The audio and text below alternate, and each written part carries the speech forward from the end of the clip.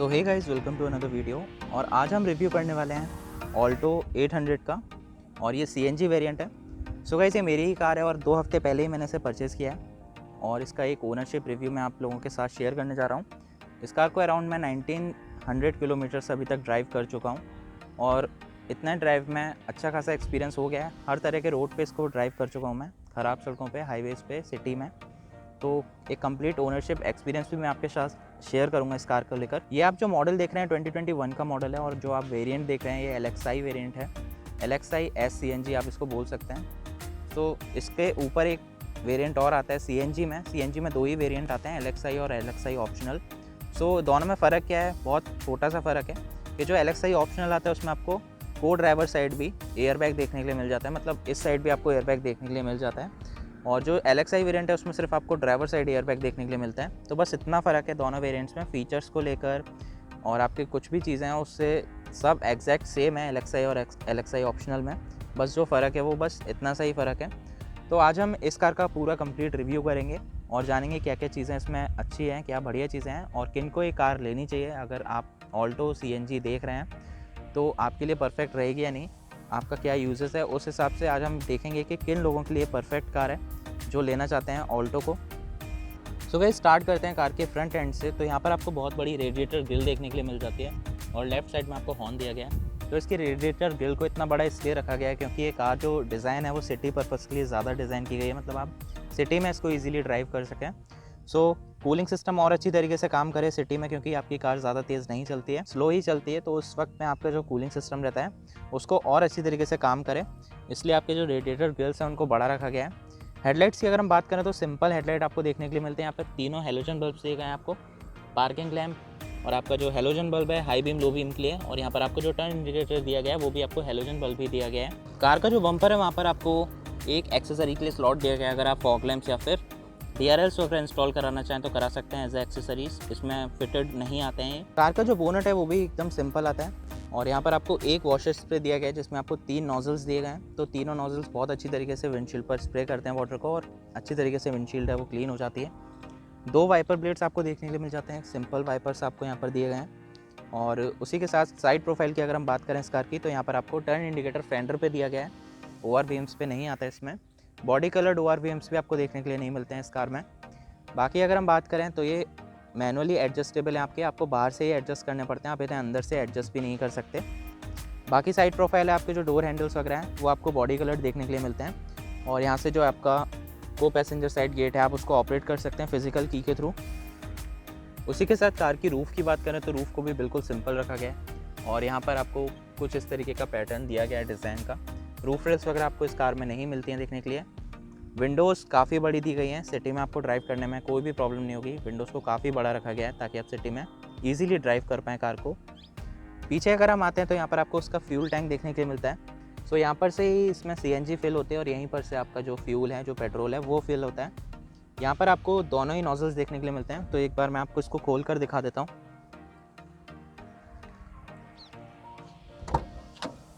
सो यहाँ से आप इसका जो फ्यूल लिड है उसे ऑपरेट कर सकते हैं।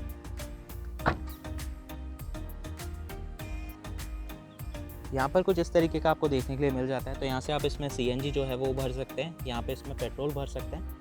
और जो इसका पेट्रोल टैंक कैपेसिटी है वो 35 लीटर्स का है। CNG टैंक की कैपेसिटी बात करें तो जो वाटर कैपेसिटी है इसकी CNG टैंक की वो 60 लीटर्स का है। और अगर हम गैस की बात करें कितनी गैस आ जाती है, तो इसमें जो गैस रहता है वो आपका आउटसाइड टेम्परेचर के हिसाब से और कितना प्रेशर है उस पेट्रोल पंप पर, उस CNG पंप पर, उसके हिसाब से आती है। सो अगर हम वाटर क्वांटिटी में बात करें कि वाटर कितना आ सकता है तो 60 लीटर के अप्रॉक्स में वाटर आ जाएगा इसका जो CNG टैंक है। यहाँ पर से ही आप दोनों चीज़ों को फिल कर सकते हैं। अभी हम बात करते हैं इस कार के रियर एंड के बारे में। तो रियर एंड पे आपको जो टेल लैंप्स देखने के लिए मिलते हैं वो हेलोजन बल्ब के साथ ही मिलते हैं सारे देखने के लिए, और यहीं पर आपको रिफ्लेक्टर दिया गया है। पीछे अब आपको मारुति सुजुकी के बैजिंग नहीं देखने के लिए मिलती, मतलब जो लिखा रहता था मारुति सुजुकी वो नहीं लिखा आता, अब सिर्फ ऑल्टो लिखा आता है। और पहले यहाँ पर 800 भी लिखा आता था, अब वो भी हटा दिया गया क्योंकि पहले क्या था, ऑल्टो 2 आती थी, एक आपकी K10 आती थी और एक आपकी ऑल्टो 800 आती थी। तो अभी जो है ऑल्टो K10 बंद कर दी गई है और ऑल्टो 800 ही रह गई है। सो इसलिए अभी 800 हटा दिया गया है और सिर्फ यहाँ पर ऑल्टो रहने दिया है। हाई माउंटेड स्टॉप लैम्प की अगर हम बात करें तो ये भी हेलोजन बल्ब आपको देखने के लिए मिल जाती है। यहाँ पर आपको CNG की कंपनी फैक्ट्री फिटेड बैजिंग देखने के लिए मिल जाती है। उसी के साथ जो बूट टेल गेट है आपका, जो बूट है उसको आप यहाँ से भी फिजिकल की के थ्रू ऑपरेट कर सकते हैं और ड्राइवर साइड से भी आप उसको ऑपरेट कर सकते हैं। तो एक बार मैं आपको इसका बूट भी ओपन करके दिखा देता हूँ। वैसे तो इसका जो बूट स्पेस है वो अराउंड 177 लीटर्स का है, बट CNG होने की वजह से जो सिलेंडर का टैंक का साइज़ है वो सारा बूट स्पेस इसका जो है वो घेर लेता है और आपको बिल्कुल भी बूट स्पेस नहीं मिलता है। कुछ भी सामान रखने के लिए यहाँ पर कुछ भी सामान नहीं आता।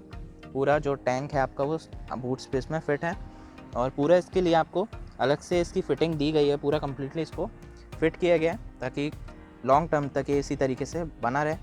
जो स्पेयर व्हील है वो आपको इस टैंक के नीचे देखने के लिए मिल जाता है और इसको निकालने के लिए आपको जो फ्रंट सीट्स हैं आपकी, जो आपकी पैसेंजर सीट्स हैं रियर वाली, उनको फोल्ड करना रहता है। दैन आप इस टायर को जो है एक्सेस कर सकते हैं।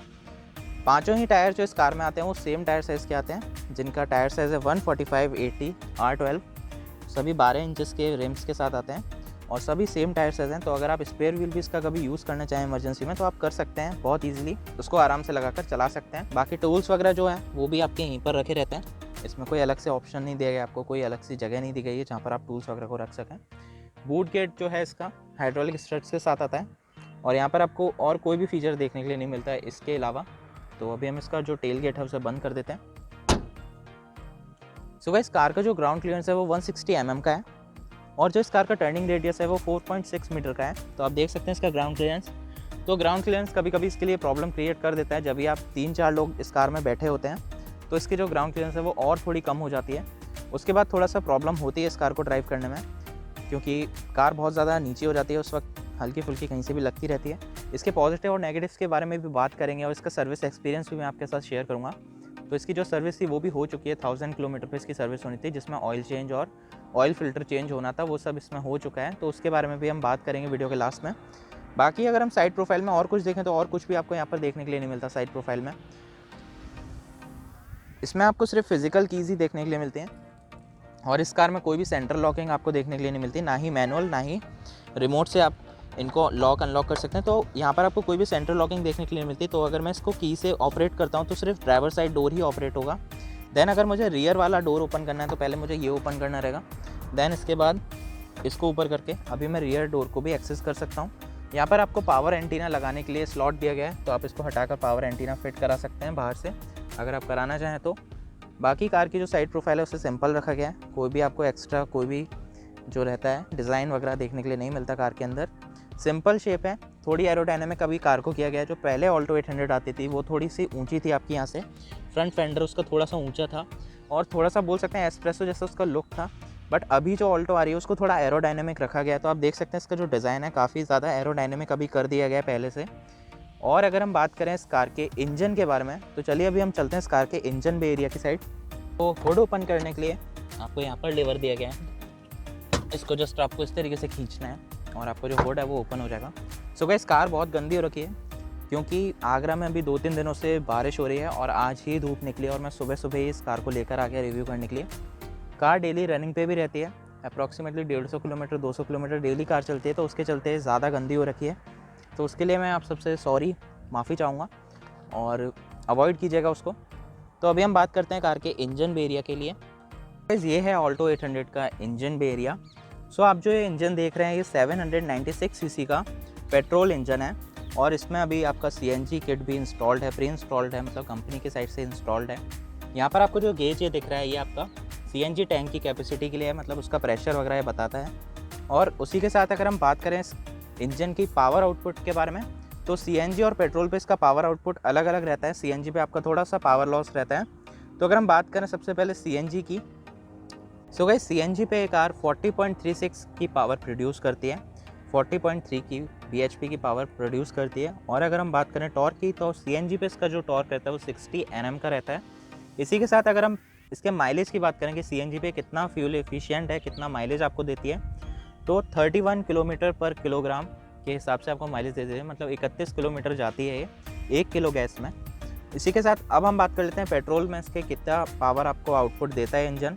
तो अगर हम पेट्रोल पे जाएंगे तो इसका जो पावर आउटपुट है वो 47.3 bhp हो जाता है और टॉर्क जो है इसका वो 69 न्यूटन मीटर का हो जाता है। और अगर हम बात करें इसका फ्यूल इफिशियंसी की तो पेट्रोल पे इसकी जो फ्यूल इफिशियंसी है वो आपको 22 किलोमीटर पर लीटर का माइलेज है ईजिली दे देती है। तो अभी बात कर लेते हैं आपको इसके इंजन एरिया में और क्या क्या चीज़ें देखने के लिए मिल जाती हैं। यहाँ पर आपको ABS मॉड्यूल देखने के लिए मिल जाता है। अभी एज ए स्टैंडर्ड हर कार में आपको ABS और EBD देखने के लिए मिल जाता है, तो इसमें भी ABS और EBD आपको दिया गया है। यहाँ पर आपको ब्रेक फ्लूइड के लिए इसकी बॉटल दी गई है, ब्रेक फ्लूइड की। यहाँ पर आपको वॉशर वाटर के लिए बॉटल दी गई है इसकी। यहाँ पर अगर हम बात करें तो आपको ये जो इंजेक्टर्स दिख रहे हैं एक्स्ट्रा, तो ये CNG इंजेक्टर्स हैं। इसके नीचे आप अगर देखेंगे वहाँ पीछे की साइड, वहाँ पर आपको पेट्रोल इंजेक्टर्स देखने के लिए मिल जाते हैं, और ये आपके स्पार्क प्लग्स हैं। सो यहाँ पर आपको CNG के जो इंजेक्टर्स हैं वो दिए गए हैं, और ये डायरेक्टली आपका इनटेक मैनफोल्ड में जाकर वहाँ पर अटैच हो गए हैं। यहाँ पर आपको सेंसर्स देखने के लिए मिल जाते हैं। कंपनी फिटेड CNG किट होने का यही एक फ़ायदा होता है कि सब कुछ आपको एकदम प्रॉपर फिटिंग में मिल जाता है, और सब कुछ अच्छी क्वालिटी का आपको देखने के लिए मिल जाता है। जैसे कि आपका जो सेंसर है, ये जो कंट्रोलर है, ये भी आपका बॉश का है। सारी चीज़ें जो यूज़ की गई हैं इस किट में वो अच्छी क्वालिटी की यूज़ की जाती हैं।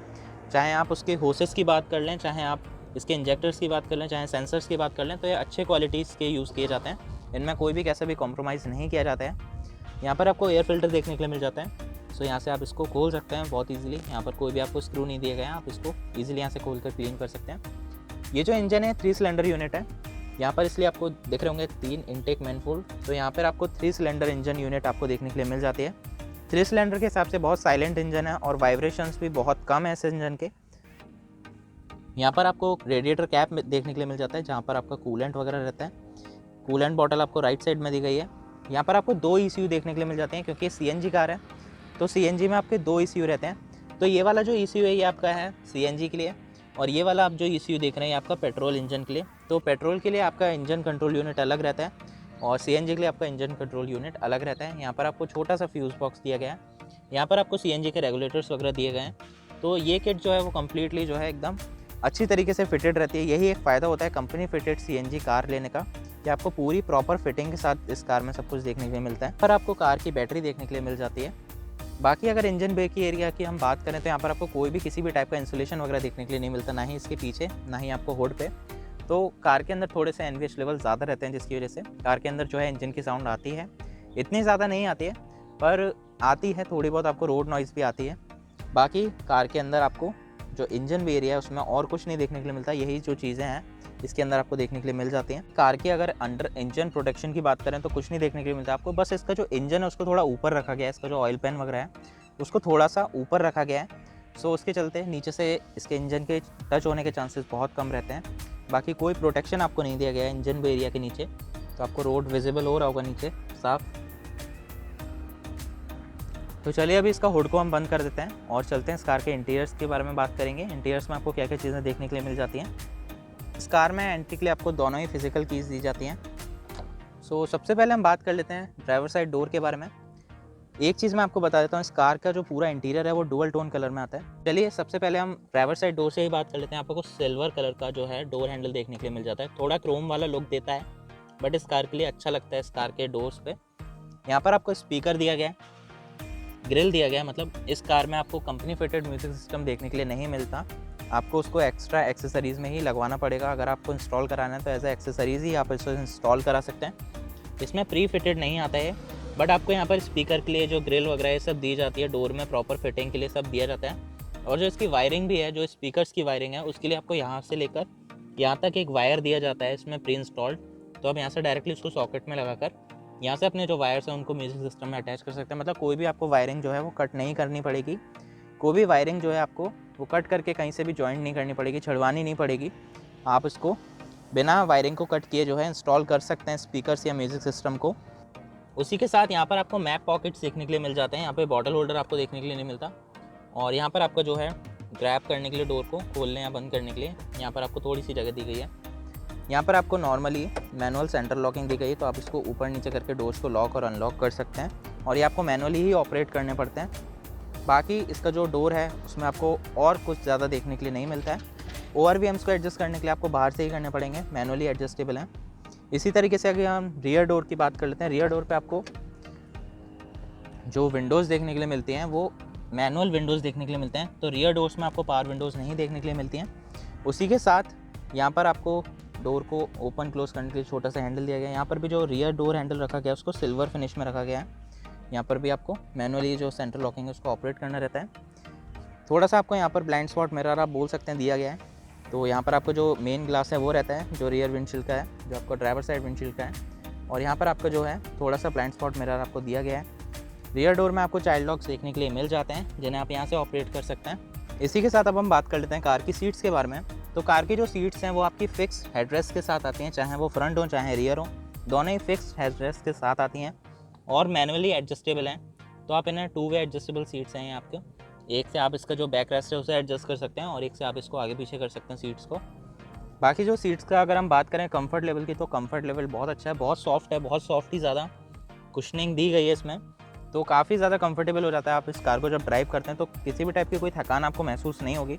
और अगर हम रियर पैसेंजर सीट्स की बात करें तो ये और ज़्यादा कंफर्टेबल है, इनमें और ज़्यादा अच्छी कुशनिंग की गई है। तो आप देख सकते हैं बहुत ज़्यादा कुशनिंग की गई है, तो उसके चलते इस कार में बैठकर अगर आप कहीं जा रहे हैं तो बिल्कुल भी किसी भी टाइप की कोई थकान नहीं होती है इस कार में।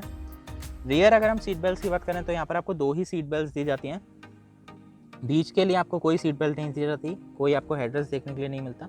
तो 4 लोगों के लिए ही सीट बेल्ट आपको यहाँ पर प्रोवाइड कराई गई हैं। एक आपकी फ्रंट सीट हो गई, 2 सीट्स आपकी फ्रंट में हो गई और 2 पैसेंजर्स आप पीछे बैठाकर सीट बेल्ट लगा सकते हैं।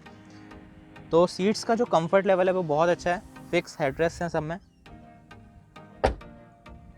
और यहीं पर ही सीट्स के आगे आपको मिल जाता है ट्रंक और आपका फ्यूल लिड ओपन करने के लिए लिवर्स। तो चलिए अभी हम इस कार के इंटीरियर्स के बारे में बात कर लेते हैं कि इंटीरियर्स में आपको और क्या क्या चीज़ें आपको इसमें देखने के लिए मिल जाती हैं, क्या क्या चीज़ें और आपको प्रोवाइड कराई गई है मारुति की तरफ से। यहाँ पर आपको एसी वेंट जो दिया गया है वो भी आपको सिल्वर फिनिश में दिया गया है और यहाँ पर आपको जो है डिफॉगर का वेंट दिया गया है इस वाली विंडशील्ड के लिए। यहाँ पर आपको सेफ्टी इंस्ट्रक्शंस लिखे गए हैं, क्योंकि ये सीएनजी व्हीकल है तो उसके लिए यहाँ पर एक सेफ्टी इंस्ट्रक्शन का आपको स्टिकर देखने के लिए मिलेगा। उसी के नीचे अगर हम देखते हैं तो यहाँ पर आपको फ्यूल स्विच करने के लिए एक बटन दिया गया है, तो यहाँ से आप इसका जो फ्यूल स्विच है वो कर सकते हैं। यहाँ से आपकी जो कार की हेडलैम्प्स हैं उनको आप लेवल अप और डाउन कर सकते हैं अपने अकॉर्डिंग, जैसे आपको सूटेबल लग रहा हो। यहाँ पर आप अगर कोई एक्स्ट्रा एक्सेसरी इंस्टॉल कराते हैं जैसे कि DRLs वगैरह हो गए तो यहाँ पर उसका स्विच आ जाता है, या फॉग लैम्प्स हो गए तो उसके लिए आप यहाँ पर स्विच लगा सकते हैं। बाकी अगर हम स्टीयरिंग व्हील की बात करें तो ये फिक्स स्टीयरिंग व्हील है, ना ही ये ऊपर नीचे होता है, ना ही आगे पीछे, मतलब ना ही ये टिल्ट होता है, ना ही टेलीस्कोपिक एडजस्टेबल है, फिक्स्ड रहता है। यहाँ पर आपको इंडिकेटर्स और हेडलाइट के कंट्रोल्स देखने के लिए मिल जाते हैं। यहाँ पर आपको वाइपर कंट्रोल्स देखने के लिए मिल जाते हैं। बाकी कार का जो डैशबोर्ड है वो डुअल टोन कलर्स में आता है और बहुत ज़्यादा प्रीमियम सा लुक देता है इस कार को। यहाँ पर आपको एसी कंट्रोल्स देखने के लिए मिल जाते हैं, तो मैनुअल एसी इस कार में आपको दिया गया है, यहाँ से आप एसी ऑन ऑफ कर सकते हैं। ये आपको नोब्स दी गई हैं फैन स्पीड के लिए। और ये जो म्यूजिक सिस्टम आप देख रहे हैं ये बाद में इंस्टॉल कराया गया है, एज ए एक्सेसरीज इंस्टॉल कराया गया है। यहाँ पर ये बंद रहता है, सो ये एज ए एक्सेसरीज है। इसके ऊपर अगर हम देखते हैं तो यहाँ पर आपको 2 वेंट्स देखने के लिए मिल जाते हैं। ऑल्टो का जो पहले इंटीरियर आता था, जो पहले ऑल्टो 800 का इंटीरियर आता था, उससे अब काफ़ी इंप्रूव कर दिया गया है, काफ़ी अच्छा इंटीरियर दे रही है मारुति ऑल्टो के अंदर। ऊपर आपको डैशबोर्ड में और कुछ नहीं मिलता है देखने के लिए। यहाँ पर आपको थोड़ा सा यूटिलिटी स्पेस, छोटा मोटा आप सामान रखना चाहें जैसे फ़ोन वगैरह तो आप वहाँ पर रख सकते हैं। इसी के साथ यहाँ पर आपको ग्लव बॉक्स देखने के लिए मिल जाता है, तो अभी पूरी तरह भरा हुआ है वो। जो आपको IRVM देखने के लिए मिलता है आपको ना ही मैनुअल डिमिंग फीचर्स के साथ मिलता है, तो यहाँ पर आपको इसको मैनुअल भी डिम करना चाहें तो आप वो नहीं कर सकते इसको मैनुअल भी, आपको ये सिंपल ही ऐसे ही रखना रहता है। तो रात में थोड़ा ड्राइव करते वक्त उससे थोड़ा सा प्रॉब्लम रहती है। यहाँ पर आपको डोम लैम्प देखने के लिए मिल जाती है जो आपका गेट्स के साथ ऑन ऑफ होती है। सो एक चीज़ और, ये आपकी जो डोम लैम्प है, जो आपको यहाँ पर डोम लाइट दी गई है, जो भी आपकी कैबिन लाइट है, इसको अगर आप डोर पे रखते हैं तो ये सिर्फ आपका ड्राइवर साइड डोर है उसी से ऑपरेट होगी। तो यहाँ पर आपको स्विच दिया गया है इसके लिए ड्राइवर साइड के लिए, पर जो बाकी के डोर्स हैं उन पे ये स्विच नहीं दिया गया है और बाकी के डोर्स ओपन करने पे लाइट जो है वो नहीं जलती है। तो यहाँ पर भी आपको स्विच आप इंस्टॉल करा सकते हैं एज एन एक्सेसरीज, पर आपको यहाँ पर नहीं दिया गया है। तो बाकी के जो डोर्स हैं, चारों जो डोर्स हैं उनमें से सिर्फ एक डोर पे आपको स्विच देखने के लिए मिलता है डोम लाइट के लिए। बाकी के जो तीनों डोर्स हैं उन पे आपको कोई भी स्विच देखने के लिए नहीं मिलता है। चारों डोर्स पे ही स्विच होते तो ज़्यादा अच्छा रहता, क्योंकि कोई भी अगर डोर ओपन करता तो लाइट जो है वो जल जाती है और अंदर जो है अच्छा खासा लाइट जो है वो प्रोवाइड होती। तो इसको आपको मैनुअली ऑपरेट करना रहता है। अगर कोई और गेट खोल रहा है, कुछ सामान रख रहा है, तो आपको इसको मैनुअली यहाँ से ही ऑन करना पड़ेगा, अदरवाइज़ ये ऑन नहीं होती, बस ड्राइवर साइड डोर के साथ ये ऑन ऑफ होती है। यहाँ पर आपको दोनों साइड सनवाइज़र देखने के लिए मिल जाता है। बाकी की सेंटर कंसोल में आपको यहाँ पे हज़ार्ड लैम्प का स्विच मिल जाता है। नीचे की साइड आपको बहुत डीप जो है यूटिलिटी स्पेस दिया गया है, यहाँ पर आप अपना वॉलेट या फिर मोबाइल वगैरह आराम से रख सकते हैं। बहुत ही ज़्यादा डीप दिया गया है इसको, तो काफ़ी सामान आप यहाँ पर रख सकते हैं। यहाँ 2 बॉटल होल्डर आपको देखने के लिए मिल जाते हैं, या कप होल्डर आप इन्हें बोल सकते हैं। बॉटल आपकी अगर आधे लीटर की बॉटल है तो आराम से आ जाएगी।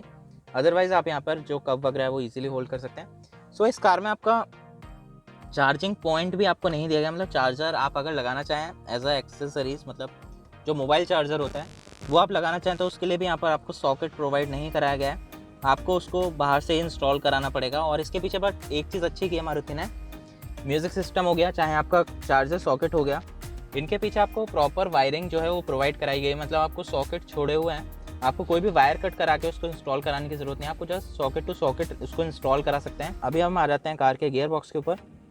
तो इस कार में आपको 5 स्पीड मैनुअल गियर बॉक्स देखने के लिए मिलता है और एक रिवर्स गियर आपको देखने के लिए मिलता है। तो गियर्स जो है इसमें टोटल आपको 6 गियर्स देखने के लिए मिलते हैं, 5 फॉरवर्ड गियर्स हैं, एक आपका रिवर्स है।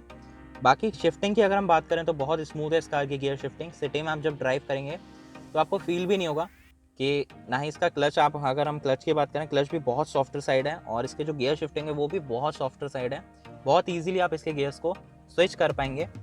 उसी के साथ नीचे आपको यहाँ पर फ्रंट की जो विंडोज़ हैं उनके लिए पावर विंडोज़ आपको प्रोवाइड कराई गई हैं, तो उनके स्विचेज़ हैं जो वो यहाँ पर आपको देखने के लिए मिल जाते हैं। यहाँ से आपकी जो दोनों पावर विंडोज़ हैं उनको आप ऑपरेट कर सकते हैं। डोर में आपको कोई भी स्विच नहीं दिया गया है। यहाँ पर आपको हैंड ब्रेक दिया गया है और अगर हम बात करें हैंड ब्रेक के पीछे आपको यहाँ पर थोड़ा सा एक स्पेस दिया गया है जिसको आप इस तरीके से ओपन कर सकते हैं। तो यहाँ पर बॉटल होल्डर ये आपको दिया गया है। डोर्स पे आपको कोई भी पॉकेट्स या बॉटल होल्डर नहीं दिया गया है। इसके क्लस्टर में आपको सिर्फ स्पीडोमीटर दिया गया है और टैकोमीटर आपको यहाँ देखने के लिए नहीं मिलता है।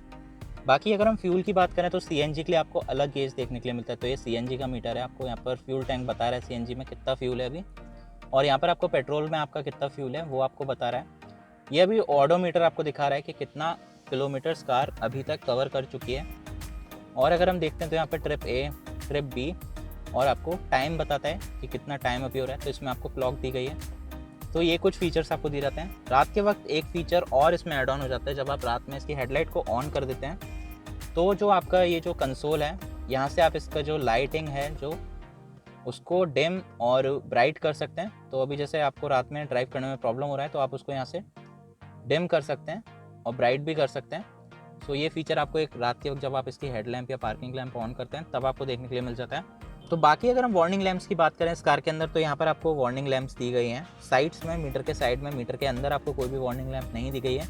यहाँ साइड्स में आपको दोनों साइड्स प्रोवाइड की गई हैं सारी वार्निंग लैंप्स। अगर हम रियर पैसेंजर सीट्स पे आते हैं तो यहाँ पर आपको कोई भी एक्स्ट्रा फीचर्स आपको यहाँ पर नहीं दिए गए हैं, सभी नॉर्मल से आपके, कुछ भी एक्स्ट्रा चीज़ें आपको यहाँ पर नहीं दी गई हैं। और यहाँ पर बस आपको ये जो डोर हैंडल्स हैं, ग्रैब हैंडल्स जिन्हें हम बोलते हैं, ये दिए गए हैं ताकि आप जब भी कार जो है ख़राब सड़कों पर चल रही हो तो आप इनको हैंडल कर सकें और ईजिली कंफर्टेबली बैठ सकें।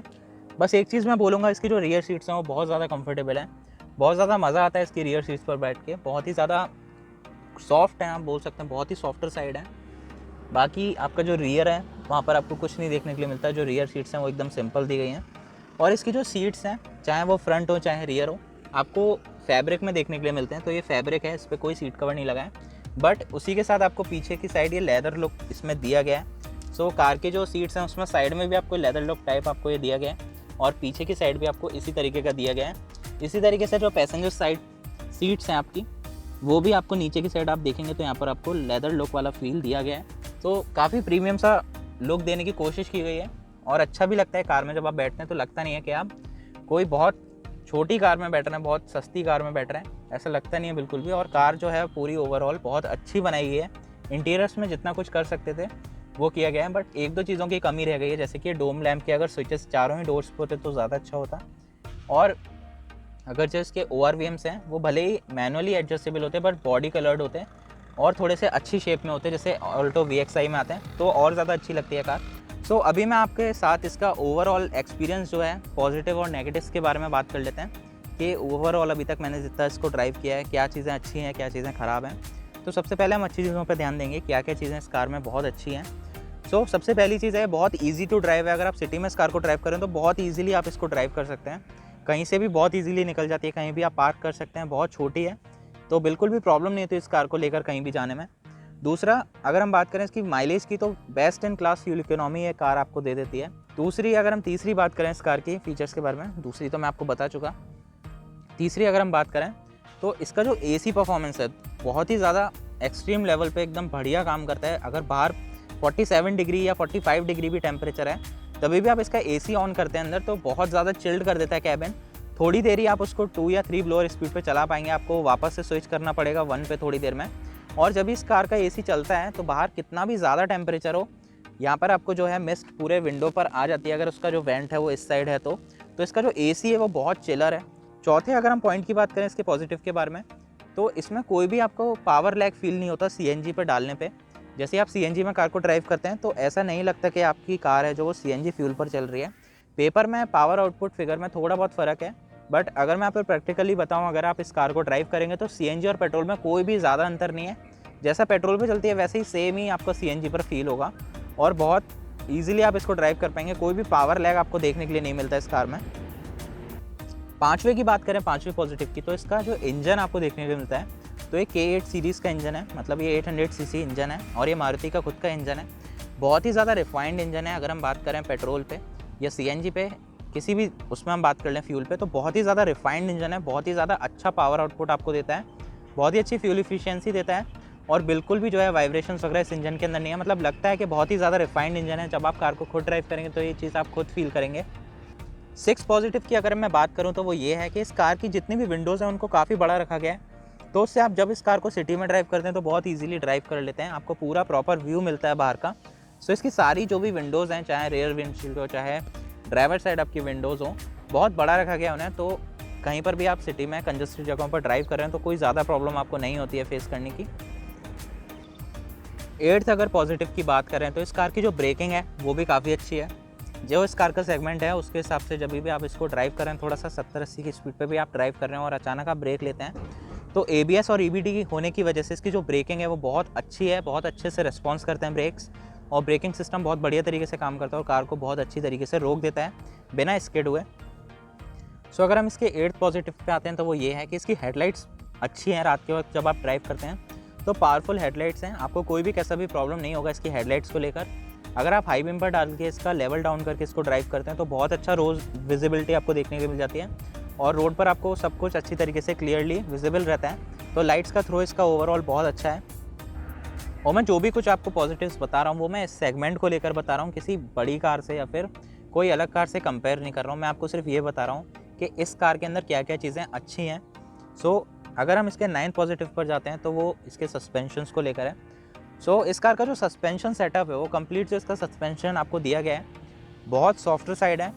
अगर आप लोकल सड़कों पर अगर आप लोकली चला रहे हैं इस कार को, लोकल अपना शहर में चला रहे हैं और कैसे भी स्पीड ब्रेकर्स हों, गड्ढे हों या फिर कुछ भी हो, तो इसका सस्पेंशन इतना ज़्यादा सॉफ्ट है आपको अंदर कुछ भी फील नहीं होता और बहुत ईजीली कार जो है वो निकल जाती है। आपको ज़्यादा जो है इसकी स्पीड भी डाउन नहीं करनी पड़ती, बहुत ही ज़्यादा सॉफ्ट सस्पेंशन सेटअप दिया गया है। उससे इसकी जो राइड क्वालिटी है, जो राइडिंग कंफर्ट है, स्लो स्पीड्स पे 40-50 की स्पीड पे जो सिटी की ड्राइविंग स्पीड रहती है नॉर्मली, उसमें बहुत ज़्यादा अच्छा हो जाता है। सॉफ्ट सस्पेंशंस के चलते बहुत फन टू ड्राइव हो जाती है कार, तो आपको कोई भी ज़्यादा ऐसा फील नहीं होता अनकम्फर्टेबल सा कि आपको बार बार जो है कार को बहुत ज़्यादा स्लो डाउन करना पड़ रहा है, गियर शिफ्ट करने पड़ रहे हैं। आप नॉर्मली अगर 1 स्पीड पर चल रहे हैं, अगर आप 30-40 की स्पीड पर चल रहे हैं और नॉर्मल अगर छोटे मोटे गड्ढे आ जाते हैं तो कार बहुत ईजीली क्रॉस कर जाती है। बहुत ही ज़्यादा सॉफ्ट सस्पेंशन है, तो इस कार को बहुत ही ज़्यादा मज़ा आता है चलाते वक्त सिटी में। अगर हम 10th इसके पॉजिटिव की बात करें तो 10th इसका पॉजिटिव ये है कि बहुत चीप टू मेंटेन है। मतलब अभी ये कार अराउंड 1900 किलोमीटर चल चुकी है और इसकी जो फर्स्ट सर्विस थी वो मैंने करा ली है। तो मारुति ऑल्टो 800 और एक ओमनी जो पहले आती थी मारुति सुजुकी ओमनी, उसमें क्या रहता है आपका 1000 किलोमीटर पे आपका जो है इंजन ऑयल और ऑयल फिल्टर चेंज होना होता है, तो उसमें कंपलसरी होता है चेंज होना। तो इसकी जो 1000 किलोमीटर वाली मैंने सर्विस कराई थी उसमें इसका जो इंजन ऑयल था, जो ऑयल फिल्टर था वो चेंज हुआ था। तो अराउंड 1200 रुपये उसका सर्विस चार्ज आया था और 1200 रुपीज़ इसलिए आया था क्योंकि इसमें उन्होंने एक परफ्यूम ऐड ऑन कर दिया था और कुछ इस तरीके से 1-2 चीज़ें सर्विस में रहती है वो ऐड ऑन कर दी थी, वॉशर फ्लूइड वगैरह। अदरवाइज़ इसका जो चार्ज आया था वो अराउंड 1000 रुपये का आया था, 1000 रुपये या 1100 रुपये का कुछ का आया था। तो 1100 रुपये में ये पहली इसकी जो सर्विस थी वो हो गई थी, ऑयल चेंज और ऑयल फिल्टर। अगर हम लेबर के साथ भी अगर बात की इंक्लूड करते हैं तो अराउंड 2-2.5 हज़ार रुपये में कार जो है 3000 रुपये में सर्विस हो जाएगी और हर 10,000 किलोमीटर पे कार सर्विस होनी होती है। सो उस हिसाब से बहुत चीप टू मेंटेन है, बहुत ईजी टू मेंटेन है, बिल्कुल भी मेंटेनेंस कॉस्ट है ही नहीं अगर हम कार से कंपेयर करें इसको तो बहुत ही सस्ती है। मतलब अगर आप चलाते हैं इसको तो फ्यूल में भी आपको बहुत सस्ती पड़ती है, इतना अच्छा माइलेज दे देती है। दूसरा अगर आप मेंटेनेंस की बात करें तो मेंटेनेंस बिल्कुल ना के बराबर है कार्स के हिसाब से। मैंने इस कार के 10 पॉजिटिव्स आपके साथ शेयर किए, जो भी मेरा एक्सपीरियंस रहा जो अभी तक मैंने इस कार को ड्राइव किया है। सो ज़्यादा टाइम नहीं हुआ है कार को, और अप्रॉक्सीमेटली 2000 किलोमीटर मैं इसको चला चुका हूँ। तो उस टाइम पे मेरे को अच्छा खासा एक्सपीरियंस इसका हो गया है, और जो भी अच्छी चीज़ें मेरे को इस कार के अंदर लगी वो सब मैंने आपके साथ शेयर कर ली है। अभी हम अगर सर्विस की बात करें तो मारुति की सर्विस है, जो मेरा पहला एक्सपीरियंस है मारुति के साथ। तो मारुति की अगर हम सर्विस की बात करें तो अच्छा था, कोई इतना ज़्यादा प्रॉब्लम हुआ नहीं। 15-20 मिनट में उन्होंने कार सर्विस मेरे को करके दे दी, और ना ही कुछ ज़्यादा बोलते हैं एक्स्ट्रा कुछ चार्जेस वगैरह उन्होंने जोड़े। जितना था बस नॉर्मल उन्होंने सर्विस की, और कार जो थी वो प्रॉपर्ली उन्होंने सर्विस करके दे दी। तो सर्विस एक्सपीरियंस अच्छा था। अभी हम कॉन्स की बात कर लेते हैं कि क्या क्या चीज़ें इसमें थोड़ा इम्प्रूव हो सकती थी या सुधार होना चाहिए। सो अगर हम कार की जो पहले कॉन्स की बात करें, जो पहला इसमें नेगेटिव मेरे को लगा वो ये था। सो मैं इसको नेगेटिव नहीं बोल रहा हूँ, मैं इसको कॉन्स बोल रहा हूँ बस, क्योंकि नेगेटिव एक अलग वे में चली जाती है बात।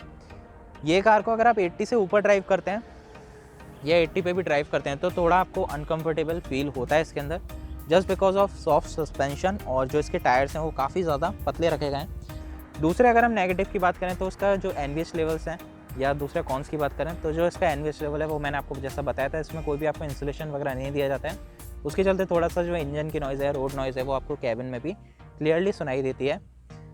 तीसरे अगर हम कॉन्स की बात करें तो इसका जो सेंटर लॉकिंग वाला सिस्टम है वो मुझे बहुत बेकार लगा। मतलब अगर आप इसमें मैनुअल सेंटर लॉकिंग भी दे देते, आप भले ही रिमोट से ना देते इनको ऑपरेट करने का, बट मैनुअली इसमें सेंटर लॉकिंग दे देते, मतलब अगर मैं ये डोर ओपन कर रहा हूँ तो बाकी के डोर्स भी अपने आप ओपन हो जाएँ, तो वो एक ज़्यादा अच्छा ऑप्शन था। अगर मैं चौथा नेगेटिव आपको इसका बताऊँ तो वो मुझे नेगेटिव सा ही लगा। तो उसके लिए मुझे क्या है, इसका को पैसेंजर साइड जो डोर है उसको ओपन करना रहेगा। तो मतलब कॉस्ट कटिंग इन्होंने किया है, बट कहाँ किया है वो चीज़ मैं आपको दिखाता हूँ। तो जो इस कार का AC फ़िल्टर होता है, तो नॉर्मली हर कार में AC फ़िल्टर आता है, बट ये जो कार है इसमें आपको जो AC फ़िल्टर है वो देखने के लिए नहीं मिलता है। तो आप देख सकते हैं जो बॉक्स आपको दिख रहा होगा ऊपर, तो पहले मुझे भी लगा था कि शायद ये AC फ़िल्टर है इसका, बट ये पूरा सील्ड है, यहाँ से बंद है, ये खुलता नहीं है आपका, और यहाँ पर कोई भी आपको फ़िल्टर नहीं दिया गया है, तो आप ऊपर से इसको एक्सेस कर सकते हैं। तो इस कार में ये मेरे को नेगेटिव लगा कि इस कार में AC फ़िल्टर नहीं आता है। तो मतलब जो आपका AC है, जो आपका AC कूलिंग कॉइल है, वो क्लॉज होने के चांसेस ज़्यादा रहेंगे अगर आप उसको फ्रेश एयर मोड पे चलाते हैं, या फिर बहुत ज़्यादा गंदी कार को आप ड्राइव करते हैं जिसमें बहुत ज़्यादा मिट्टी हो, ड्राई डस्ट हो, तो उस केस में आपका जो AC है, जो AC का कूलिंग कॉइल है, वो ब्लॉक होने के या क्लॉज होने के चांस बहुत ज़्यादा रहते हैं। तो ये एक मुझे नेगेटिव इस कार में लगा कि मतलब AC फ़िल्टर दे सकते थे तो उसमें कोई ऐसी प्रॉब्लम की बात थी नहीं, तो वो क्यों हटाया गया। बात करें अगर 5वें पॉइंट की, तो 5वां पॉइंट ये है कि आप इस कार को ज़्यादा लॉन्ग राइड्स के लिए यूज़ नहीं कर सकते। मैं ये नहीं बोलूँगा कि जा ही नहीं सकती, ऐसी कोई बात नहीं है, कहीं पर भी जा सकती है, लद्दाख भी जा सकती है, बट मैं रिकमेंड नहीं करूँगा कि इस कार को लेकर आप ज़्यादा लॉन्ग राइड्स करें या ज़्यादा हाईवे राइड्स करें, क्योंकि इसमें कोई भी आपको प्रोटेक्शन बीम वगैरह देखने के लिए नहीं मिलती है। ताकि आप देख सकते हैं जो फ्रंट बम्पर है उसके बीच में कोई भी आपको बीम वगैरह यहाँ पर नहीं दी जाती है। सो इसलिए ज़्यादा लॉन्ग राइड्स के लिए इसको यूज़ करना जो है वो अवॉइड करें। लोकली अगर आप चला रहे हैं, लोकल ड्राइव कर रहे हैं, तो बहुत बढ़िया कार है। 50-100 किलोमीटर तक जाना है, 200 किलोमीटर जाना है, तो आप ईजिली जाएँ, कोई प्रॉब्लम की बात नहीं। मतलब मैं ऐसा बोल रहा हूँ कि ज़्यादा जो लंबे रूट्स होते हैं, बहुत ज़्यादा लंबे हाईवेज़ होते हैं, वहाँ पर इसका यूज़ थोड़ा सा मेरे को थोड़ा सा ठीक नहीं लगता करना। बाकी नॉर्मली जो कार की अगर आप ड्राइव करते हैं तो उसमें कोई भी कैसी भी प्रॉब्लम नहीं आएगी। सो गाइस, अभी जो लास्ट बात आती है वो ये कि ऑन रोड ये मेरे को कार कितने की पड़ गई थी, मतलब ऑन रोड मैंने इसका कितना पे किया पैसा, तो ये कार मेरे को पड़ गई थी। सो ऑन रोड इस कार की जो प्राइसिंग थी वो मेरे को ये पड़ी है 5,25,000 में। सो 5,25,000 में कार मेरे को जो थी वो मिल गई थी। कंप्लीट ऑन रोड प्राइस है ये, विद एक्सेसरी वगैरह। मैं बताऊँ आपको तो एक्सेसरी में मैंने कुछ नहीं लिया है इसमें। एक्सेसरीज़ में बस मैंने इसके फ्लोर मैट्स लिए थे, तो ये वाले जो फ्लोर मैट्स हैं मैंने ये लिए थे एक्सेसरीज़ में। इसके अलावा मैंने कोई एक्सेसरीज़ नहीं लिए।